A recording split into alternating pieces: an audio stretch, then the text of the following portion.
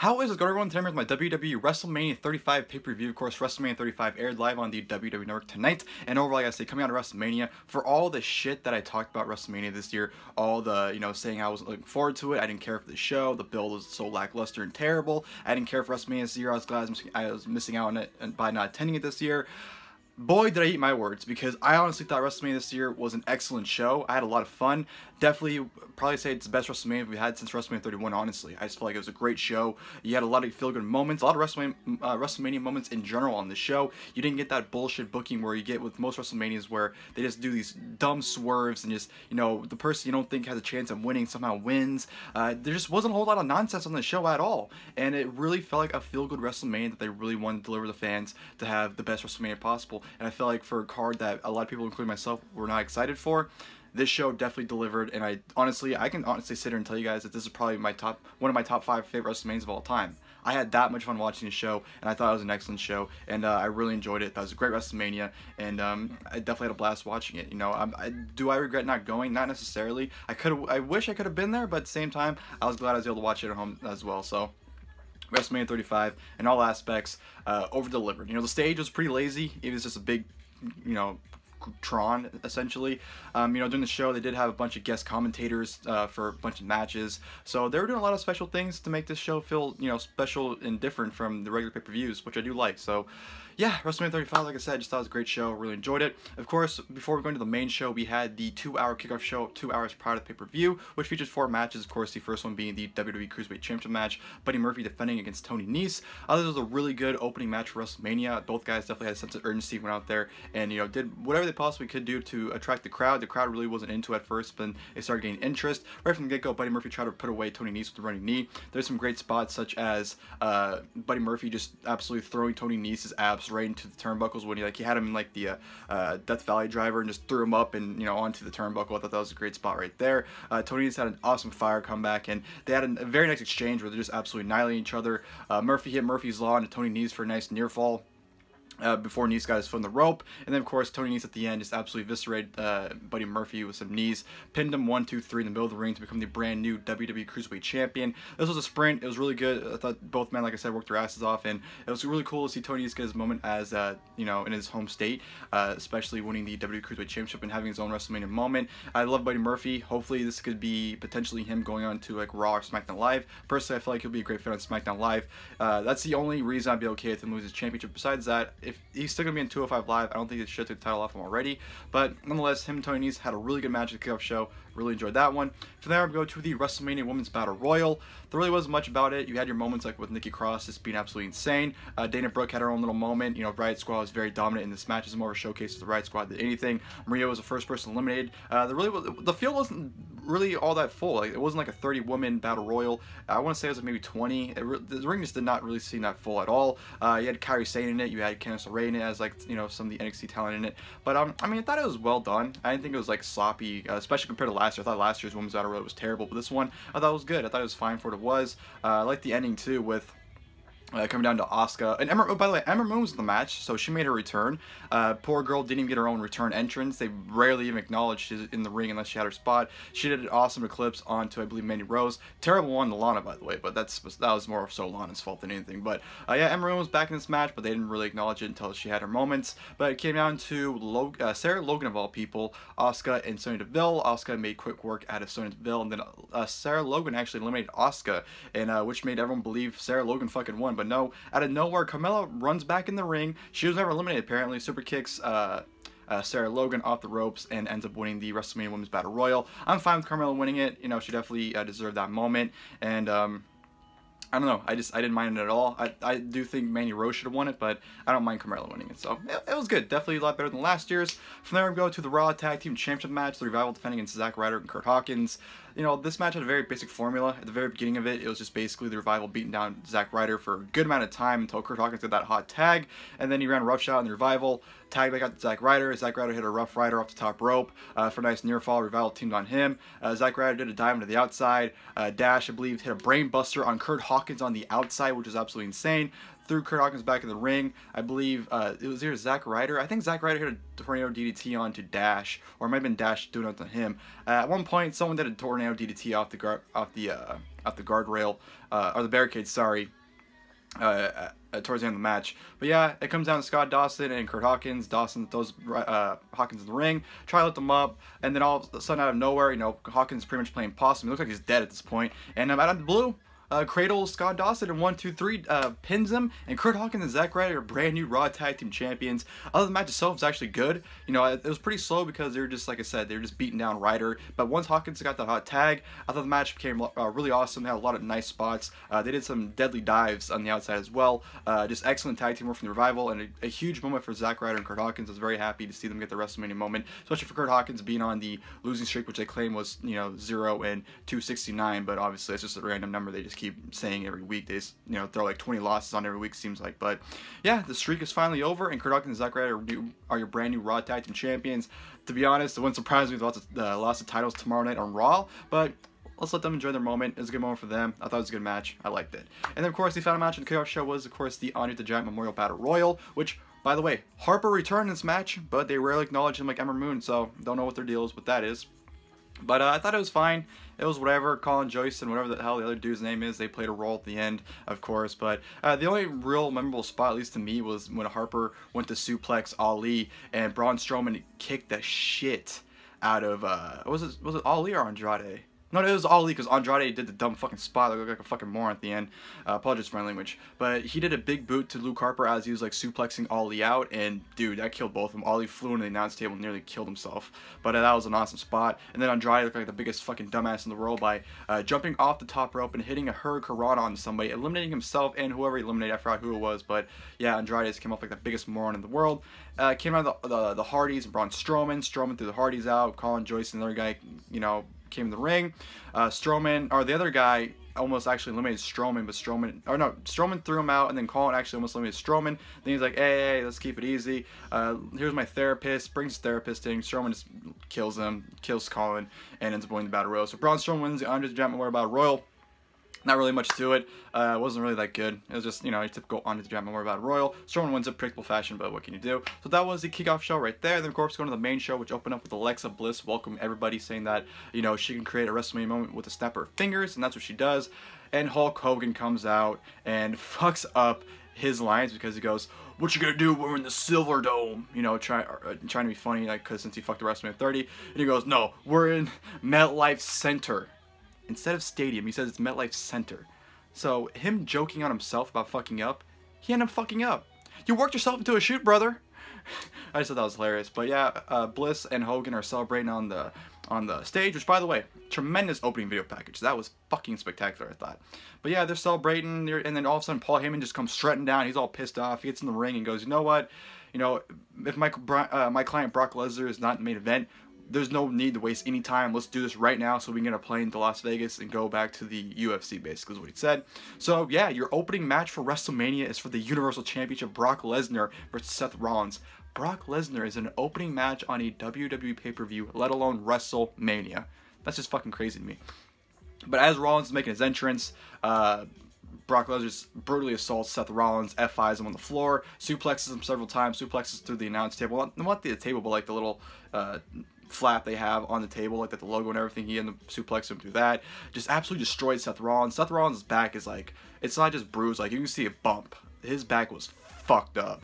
And then Brock's just telling the referee to ring the bell, and the referee's not ringing the bell, and Brock's getting pissed off. He's beating Rollins up some more suplexes, just absolutely destroying Rollins. The referee finally says, "Fuck it," rings the bell for whatever reason, I don't know. Rollins low blows Lesnar, super kicks, and not one, not two, but 3 curb stomps, and Seth Rollins pins Brock Lesnar 1, 2, 3 in the middle of the ring to become the brand new Universal Champion. Seth Rollins essentially squashed Brock Lesnar. Even though Brock Lesnar beat his ass before the match, as soon as the bell rung, it was all Seth Rollins. Seth Rollins essentially squashed Lesnar, and that was I couldn't believe it. You know, he beat him in 2 minutes in the opening match of WrestleMania. Definitely was a great Mania moment for Seth Rollins. You know, it kind of sucks because they sacrificed what could have been a great match, in my opinion, for that WrestleMania moment. But I feel like in the environment, especially with the characters that Lesnar and Rollins have, I definitely thought it was probably better off if they did what they did. But yeah, that was just an absolutely insane way to kick off WrestleMania with Seth Rollins squashing Brock Lesnar. Brand new Universal Champion. Very, very excited about that. You know, I've been vouching for Seth Rollins being Universal Champion now for almost past...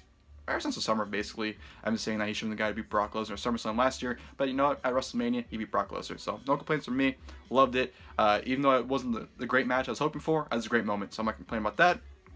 From there, I'm going to Randy Orton taking on AJ Styles. This was a really good match here. The crowd wasn't paying attention because they're just bitching about the lights, which I can understand. I've been in that position before. Well, not to that extent, but like I've kind of had like the light kind of hit me in the face, kind of like, that's kind of, I know how annoying it is, essentially, is what I'm trying to say is.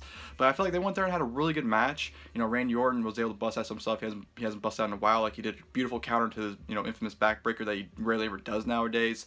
AJ did a great spot where he just absolutely killed Orton with a phenomenal forearm to the outside. There's some like great counters as well. You know, Orton was able to counter the calf crusher into the stomp, which I thought came out beautifully. He was able to counter the Styles Clash. Ended up doing a great superplex on AJ Styles, which AJ Styles like flew like 100 feet in the air. I thought it nearly killed him.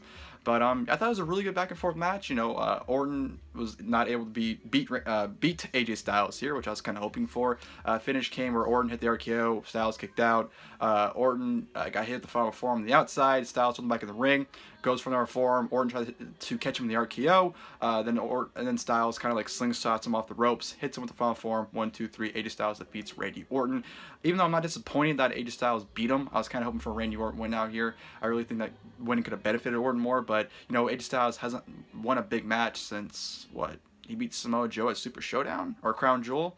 So it's been a while since AJ Styles won a big match. So I'm not gonna complain, but I really thought it was a really good match, and kind of gets overshadowed if you ask me. After that match, we had a pointless Lacey Evans segment where she comes up on the ramp and just does her stuff and walks away. Just pointless Lacey Evans stuff. From there, we go to the Fatal 4 match for the SmackDown Tag Team Championship. The Usos defending against Shinsuke Nakamura and Rusev, The Bar, Aleister Black, and Ricochet.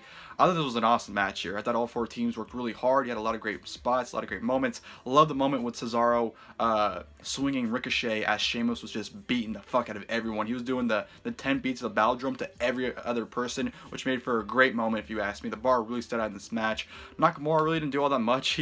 He kind of just, honestly, just sat on ringside for the most part. Usos looked great as always, and Aleister Black and Ricochet definitely shined, especially Ricochet. He did a lot of great stuff. There's a great Tower of Doom spot, which I usually hate, but they did like with everyone, and then of course at the end Ricochet was able to you know, roll through of it, which was really impressive. Ricochet hit a great 630 for a near fall on Sheamus, and then Sheamus absolutely obliterated him with a bro kick. Like, he like spun 50 times before he landed it. It seemed like Ricochet just absolutely got killed.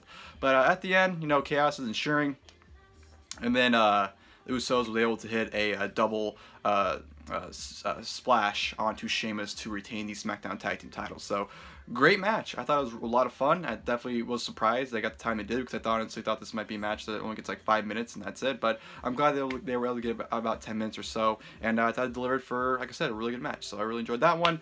Next, they showed off the Hall of Fame inductees, you know, on stage, did the infamous, you know, I'm in the Hall of Fame wave. So that was that. From there, I'm going to go to the Falls Count Anywhere match. The Miz taking on Shane McMahon. This was a hell of a lot of fun. I had a lot of fun with this match. This was basically Miz beating the fuck out of Shane McMahon, which I absolutely loved every second of it. You know, Shane busted Miz on early, and then of course, you know, Shane set him up for the splash to the announce table. George Mizanin was like, no, Shane. Gets in the ring and does the let's go, Shane. Awesome moment right there. Shane takes him out, of course. That pisses Miz off. Miz beats the fuck out of Shane. Basically beats his ass over MetLife Stadium, throwing him in and everything. He powerbombed him at one point through a table. Ended up, you know, kicking Shane off a rail, and Shane like bounced off of a golf cart onto the ground, which looked like a pretty fucking nasty fall, to be perfectly honest. That was pretty nasty. And it just absolutely destroyed Shane. They worked their way up onto like one of those scalpels. They worked their way up to that, where Miz did a superplex off of it. The Miz gave Shane McMahon a superplex off a fucking scalpel. Fucking insane. However, when Miz did that, Shane McMahon was on top of the Miz, and since it's Falls Count Anywhere, the referee counted 1, 2, 3. Shane McMahon defeats the Miz. Didn't expect that. I honestly thought this would be an easy win for The Miz, but he defeated Shane McMahon. But I don't have any problem with it because the way the finish went about, it didn't make Miz look weak. It was kind of like, you know, Miz was so obsessed with just beating the fuck out of Shane that ended up costing him. He was so obsessed with, you know, just, you know, beating the hell out of this guy that at the end, he made one mistake at the end where he thought, you know, this would be the move I'm going to put him away with. But at the end, that move ended up putting him away. So I thought it told a great story with that finish. Shane was bumping his ass off for The Miz. I don't care what anyone says. Shane was just absolutely killing himself for The Miz. I thought he definitely made Miz look like $1 million. This is probably one of Miz's best performances all around. I thought he just came off very aggressive and he legitimately seemed like he wanted to beat the fuck out of Shane McMahon. So absolutely loved Shane Miz. Thought it was a great match and was very surprised Shane get the win, to be perfectly honest. But in a way, it makes sense. And, you know, I guess they're going to keep going with the best in the world character, Shane, which I don't mind. And, yeah, it just, like I said, thought it was a really good match to both of them. Then we go to the Fatal 4 match for the WWE Women's Tag Team Championship. The Boston had connection defending against the IIconics, Beth Phoenix, Natalya, as well as Nia Jax and Tamina. I didn't like this match at all. I'll be straightforward. I thought it was very sloppy and just there wasn't a whole lot of good spots. Beth Phoenix looked good. You know, she was able to hit a grand slam on, was it Bayley or Sasha Banks? I don't even remember who it was to. She had a grand slam at the end in which the IIconics end up throwing her out and IIconics end up getting the victory and pin and becoming the brand new WWE Women's Tag Team Champions. Definitely didn't see the IIconics winning this match at all. You know, I want to like the IIconics. I did like them at NXT, but every time I watch them, like their promos are so awkward and like every time they wrestle, it just seems like they don't want to bump at all. So like their wrestling comes off really bad a lot of the time. I don't know. Like I like them, but at the same time, like I don't like to watch them because they're not that good. I don't know. They're the Women's Tag Team Champions. I'm happy for them, but I just didn't care. I don't care for them as Tag Team Champions. I don't care to see them wrestling. So I'm glad they got their moment. But yeah, I thought the match was pretty sloppy. There really wasn't much in it. You know, Beth Phoenix nearly killed herself a handful of times. They, you know, did a great heart attack onto somebody. I forgot who it was. You know, Bret Hart even came out with them, which I thought was pretty cool for him to come out with Beth and Natalya. But yeah, the match itself just wasn't any good if you ask me. And then we go on to which I thought was the match of the night. The WWE Championship match. Daniel Bryan defending against Kofi Kingston. Holy fucking shit. I have not felt this emotionally invested into a WWE Championship match in I don't know how long. Not even the last couple of WrestleManias I've been this invested into a WWE title match. This was just on a different level. It definitely had that big match feel. And honestly, this should have main evented the show, to be perfectly honest. I thought this match was absolutely incredible. Daniel Bryan made Kofi Kingston like $1 million. You know, storytelling in this match was just tremendous. They had a lot of great spots. You know, Bryan was able to, you know, transition out of Kofi Kingston's SOS into the LeBell Lock. He actually applied the LeBell Lock a total of 3 times, which Kofi actually did not tap out of, which I thought played excellently. Kofi did his infamous stomp where Bryan goes for the running knee and just stomps him, which I thought was great. There was just a lot of good stuff about this match, just a little things. So even like when Bryan was just beating the fuck out of Kofi, he hit the running knee on Kofi, but Kofi kicked out. He stomped Kofi's head in and put him in the bell lock, but Kofi got to the ropes. And then Kofi getting up saying like, "Oh, come on, you know, I'm not like, you know, he's waited all his entire career for this moment." And he was just like, you know, "I'm not letting you beat me. Come on, you got to throw, you know, better shots than that." And I thought that played excellent in this role. Rowan got involved, which, you know, led to New Day hitting the midnight hour on Rowan to take him out. And then at the end, you know, Kofi Kingston was just firing up. You know, Kofi got that energy and just beat the shit out of Bryan, stomped Bryan's head in, and then set up for the Trouble in Paradise and did a huge Trouble in Paradise on Daniel Bryan for the 1, 2, 3. And Kofi fucking Kingston, yeah, Kofi Kingston is the WWE champion. I'm happy for the guy. I've watched the guy since he debuted on ECW, you know, 11 years ago, and it's just really incredible to see how far he's come. You know, I've heard for years how people have wanted Kofi Kingston to be WWE champion, but, you know, he's always been put in a position in his career where he's never been really taken seriously, and it's kind of just always been a mid-card guy. And to see him not only rise above that, but to win the WWE Championship at WrestleMania, that's an amazing accomplishment for Kofi Kingston, and I felt like him and Daniel Bryan, like I said, stole the show. Incredible story. You know, the crowd was so into this match as well. It just had every element you want. The wrestling was amazing. The storytelling was just absolutely phenomenal. Like, I had clammy palms. My hands are sweating because I was that nervous during the match, and it was, oh man, I'm getting goosebumps thinking about it right now. This is something I definitely think we'll go back and watch this match and definitely know we witnessed something special. And to see Kofi Kingston win the WWE Championship was just absolutely phenomenal. I will say though, the match was spoiled. Before the match started, WWE Shop put up Kofi Kingston's WWE Champion T-shirt, and you know, it kind of gave away the result, but at the same time, it's kind of like, well, what if he still loses? You know, it's kind of still that doubt. Because even later on the show they acknowledge it, because they put Daniel Bryan's champion shirt, they advertised that towards the end as well, to kind of make up for that. So I thought that was pretty funny, to be like, oh, we made both shirts in case, you know, whoever won. So I thought that was pretty funny. But yeah, Kofi Kingston wins. They throw out the economical WWE Championship, unveil the original WWE Championship with Kofi Kingston's name on the side plates. They unveil his new champion t-shirt. Kofi Kingston's kids get in the ring and celebrate with them. Just such a beautiful moment. Like, I even had tears. I was getting really emotional for Kofi Kingston because, you know, like I said, I've been following this guy's career since the very beginning, as most people you know, have probably. You know, I've been watching wrestling for the past 11 years, and it's just really amazing to see someone that you never really thought would get to that level get there and become WWE champion. So I was very happy for Kofi Kingston. He definitely deserved that moment, and you know, hopefully they don't put the championship off him on Tuesday, which I'm kind of like thinking they might do that, because I don't think, you know, I think it's possible they don't have a long-term plan for him as champion. Maybe it's just, you know, more of a moment thing, if anything. But, you know, doesn't matter how long this reign lasts, the fact that Kofi Kingston got his WrestleMania moment and won the WWE Championship is incredible, and I'm very, very happy for him. So congratulations, Kofi Kingston. Incredible match with Daniel Bryan, match of the night, and definitely match of their contender. After that, we go to the United States Championship match, Samoa Joe versus Rey Mysterio. Right from the get-go, Rey Mysterio to a 619. Joe puts him Coquina clutch, squashes Rey Mysterio. That's literally the match. Not even a minute long.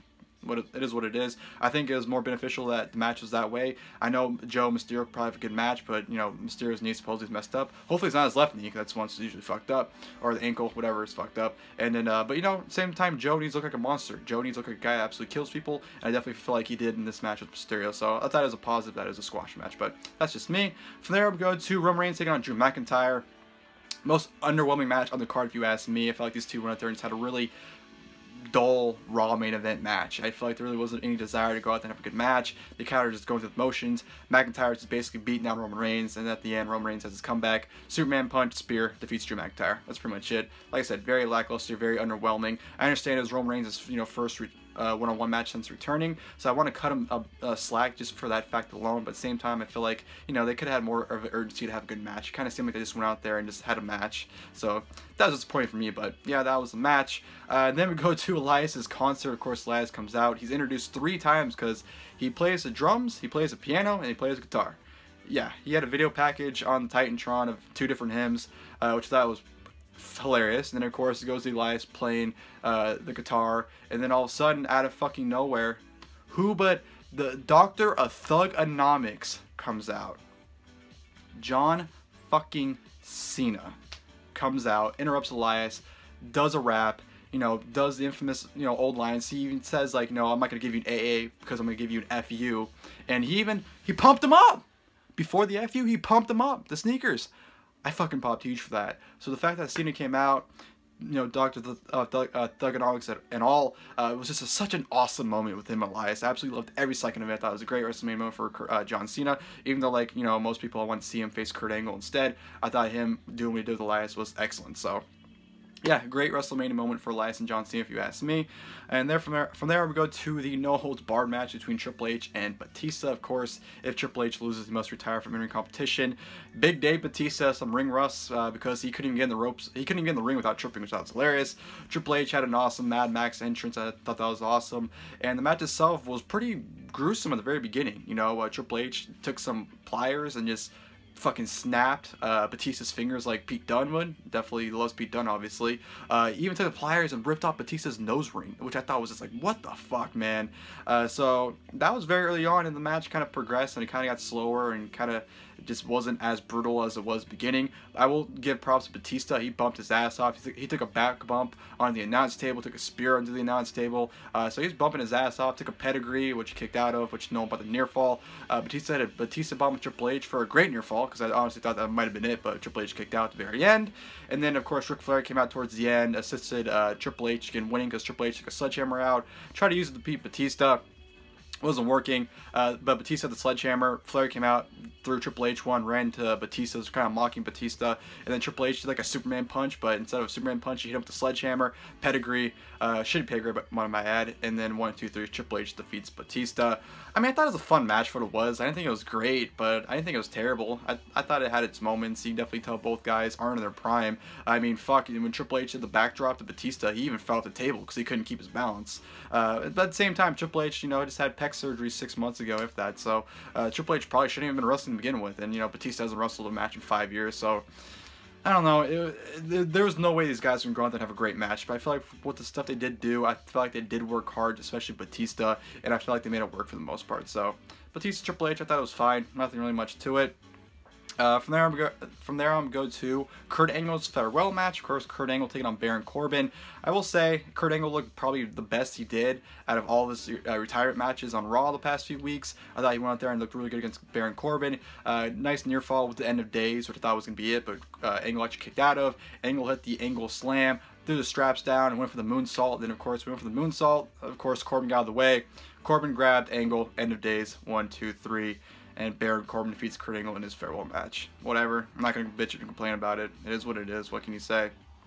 And of course, afterwards, Angle got on the mic, thanked everyone for the past 20 years, and, you know, it was a great setup for Kurt Angle. So, I mean, I'm all for guys putting guys over, but I feel like in this situation, especially for Kurt Angle, he should beat Baron Corbin. Unless Baron Corbin, which, oh my god, the thought of this now is really making me upset because I don't want to see this. Unless they're going to do Seth Rollins versus Baron Corbin for the Universal title at the next pay-per-view, or unless they're just going to push Baron Corbin in general. Unless they have plans for Baron Corbin, I don't see what good it was to have him beat Kurt Angle here. But that's just my opinion. You know, like I said, I'm all for the guy. The guy should always put the talent over that's retiring. But in this situation, I feel like Angle should have won, or they should have had Angle face anyone else but Baron Corbin. But it is what it is. What can you do? And then, of course, we go from there. We go to the Intercontinental Championship match. Bobby Lashley with some snake eye contacts. He looks like an idiot. Taking on the Demon Finn Balor, which they fucked up Demon Balor's entrance because you couldn't even fucking see him until he's like halfway down the ramp. This was, you know, it should have been a squash match. Lashley got some offense, but Balor in the end got the upper hand. Ended up hitting the sling blade on the outside, which Lashley totally fucked up because he spun in the wrong direction like a moron.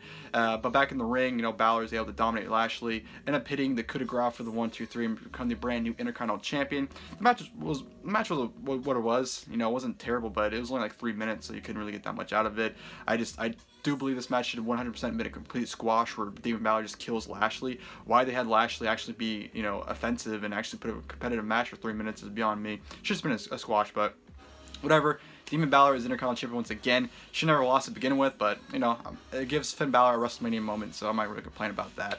After that, we go to the WrestleMania attendance. Of course, Alexa Bliss comes out and announces the WrestleMania attendance. Not only does she announce the WrestleMania attendance, she also announces the world's largest dance break. But even though when Carmella and R-Truth did it, they cut to the crowd and literally like almost no one was doing it besides like 2 or 3 people. So that was pretty embarrassing for them to go to that. And which it was funny, 7-second dance break, but they did it for like 30 seconds. So logic there, but yeah, that was that. Then of course we go to the main event. The winner-take-all triple threat match for the Raw and SmackDown Women's Championships. Right from the get-go, Charlotte Flair comes out in a helicopter. Ric Flair style. I thought it was great. And then, of course, Ronda Rousey comes out being played to the ring by the person who sings Bad Reputation, Joan Jeet, whatever her name is. I don't really follow her, so I don't really know. And then Becky Lynch comes out to like a regular entrance, kind of.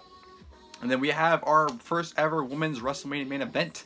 And overall, I gotta say, the very first women's WrestleMania main event was very good. I didn't think it was a blowaway match. I don't think it was a better triple threat match than the women's triple threat match from WrestleMania 32. But I feel like the women went out there and worked pretty hard. The crowd was pretty dead because at that point in the main event, you kind of have... You have no energy at that point, especially if you've been sitting there for, you know, 7.5 hours. I would think you have no energy at that point. But the crowd's pretty quiet. You had some good spots in this match. You know, Ronda Rousey just loved using the word bitch in this match because Charlotte was chopping her, and she's like, you chop like a bitch, and Charlotte's like, I chop like a bitch, so she started chopping harder. There was a lot of double team stuff. Like at one point, Ronda Rousey tried to lock in a double armbar, but then Becky and Charlotte were able to powerbomb her 3 times, and Becky and Charlotte went at it. Of course, Ronda and Becky had a great exchange at the very beginning and towards the end as well. I thought table got introduced. They ended up throwing Charlotte through it, which the table didn't break. I mean, it broke, but it was like one of those shitty breaks where it's just the very end, the end of the table that breaks out the middle piece. So it came off pretty shitty. That was her way of eliminating Charlotte, and then of course it came down to Ronda and Becky, and Ronda was just absolutely destroying Becky. Went for the Piper's Pit, but when she went for it, Becky cradled her. But when she pinned her, I don't know if they fucked it up or if they're doing this for a storyline purpose. But bottom line is Becky gets a 3 count, but it's very obvious that Ronda kicks out. At the 2 count, I believe her shoulders are not even, both shoulders are both up. So I don't know if they fucked that up or if they're going to use that for a storyline purpose down the road once Ronda comes back and gets maybe a rematch for the championship, and maybe they finally do Ronda and Becky one-on-one. I'm not sure, but it was a very out of nowhere finish as well. But Becky Lynch won. That's all that matters to me. Becky Lynch is the Raw and SmackDown Women's Champion. No, it is not unified. She just has 2 singles championships at the same time. That's what it is. But I'm glad I gave her a moment. You know, huge power for her. I thought I thought it was a really good main event. I think they could have done a little bit more. You know, there were some sloppy moments, and you know, there were the spots could have come off a little bit better. But like Ronda nearly fucking got killed when she was trying to do an armbar off the ropes, and she went down, like skidding her back down the apron and pretty much powerbombed herself on the outside. Charlotte got a nice near fall, which she had double natural selection of both of them. Tried pinning both of them, but didn't work out. I just thought, you know, Ronda came out very aggressive. She tried to pin both of them, too. Like, every time she went for a pinning attempt, it was mainly on both of them. Like, she wanted to beat both of them. But I thought the 3 women worked pretty hard for the most part, and I thought they delivered a really good main event. Could have been better, yeah, but for what we got, I do believe we got a pretty damn good main event for the most part. Definitely better than last year's main event. Not even close. This year's is a lot better. But Becky Lynch gets a WrestleMania moment. I'm very happy for her. And just a feel-good WrestleMania. Like I said, I honestly love this WrestleMania. I thought it was a great show. Top 5 WrestleManias for me. I just had a lot of fun. You had a lot of feel-good moments. You didn't have any bullshit booking. There may have been a match or two that could have been a little bit better, but you know, for the most part, I feel like my expectations were met, and I honestly felt like this was a great WrestleMania, the best WrestleMania in my opinion since WrestleMania 31. I had a lot of fun watching this show. I hope you guys had a lot of fun watching it as well. Hope you guys enjoyed WrestleMania this year. If you guys did, please feel free to leave your guys' thoughts about WrestleMania 35 in the comment section below. If you guys enjoyed this review, please feel free to leave a like as well. It definitely helps me out and lets me know that you guys enjoyed my content. And yeah, WrestleMania season's over once again. It's come and gone. It was a shitty one, but it had a great payoff. What can I say? WrestleMania season sucked, but we had a phenomenal WrestleMania that ended, so I'm not really gonna complain about that. But yeah, like I said, hope you guys enjoyed the video, and until next time, I'll see you guys there. Thank you guys for watching the video.